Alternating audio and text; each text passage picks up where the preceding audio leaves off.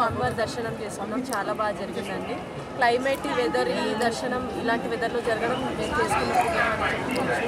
ఈ భాగ్యం మాకు అన్ని చాలా thank you so much. Venkatesha, నా పేరు వి కుమారి అండి. మేము కర్ణాటక నుంచి వచ్చాము. స్వామివారి దర్శనం కోసం వచ్చిన దర్శనం చాలా బాగా జరిగింది. అంటే వాతావరణం కూడా చాలా ఆహ్లాదకరంగా చాలా బాగుంది.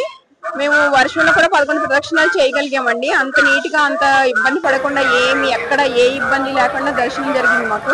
స్వామివారి వైకుంఠంలోనే ఉన్నామా అనిపించేందుగా అనిపించింది. వైకుంఠం ఎలా ఉంటుందో మాకు ఇప్పుడు దాకా తెలియదు, కానీ ఇప్పుడు అనుభూతి పొందగలిగాము. నాకైతే చాలా ఆనందంగా ఉంది. గోవింద.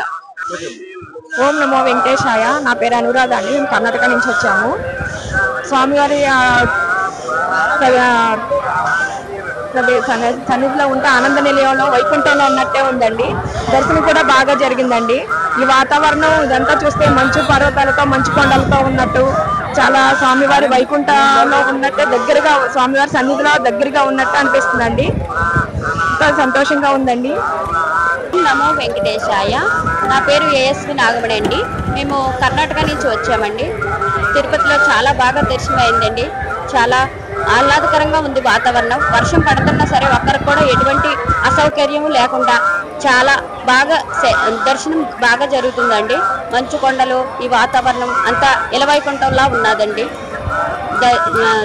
దేవుడి దగ్గరే ఉన్నట్టు, దేవుడి పాదాల వద్ద ఉన్నట్టే ఉన్నదండి. వైకుంఠంలో ఎలా అయితే ఉంటుందో అంత ఆహ్లాదకరంగా ఉన్నదండి. చాలా బాగుంది. నమో వెంకటేశాయ.